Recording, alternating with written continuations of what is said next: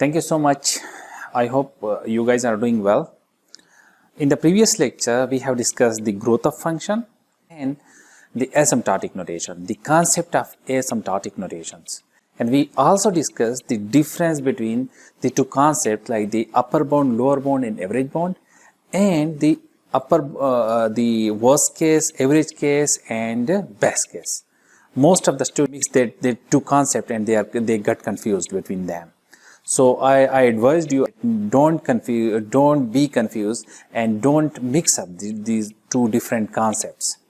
So now we will have some few example on that, and we'll try to find the upper bound of that function and lower bound of that function. So let's have an example.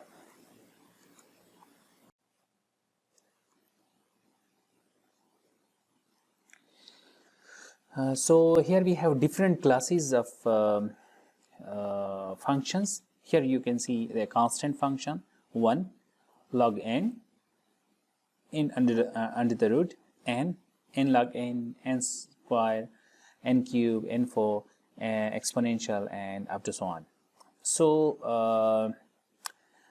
the upper bound, lower bound, and average bound, it's belong to these particular functions. Like upper bound is represented by big O, like this, omega, and this is the theta. So these are the notations of upper bound, lower bound, and average bound. So the definition of the Vigo notation is f of n less than or equal to c g of n.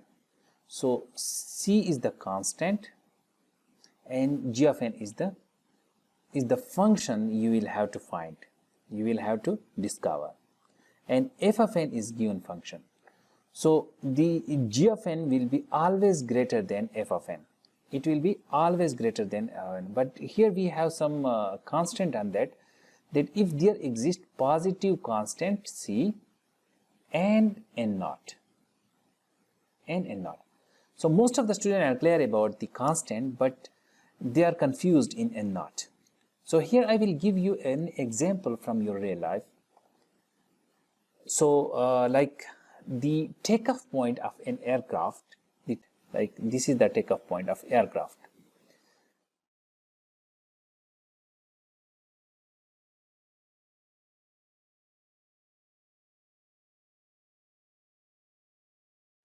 Is the n naught, because after this takeoff point the aircraft will be always upper bound of the earth.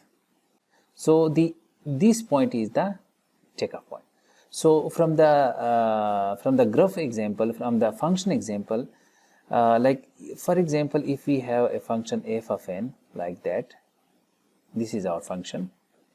So we can have a g of n like that, c g of n.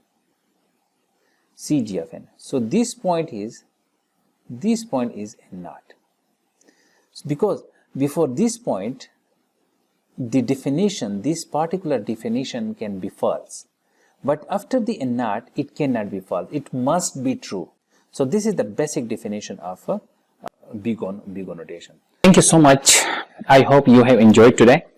If you have any question, you are always welcome in the comment section.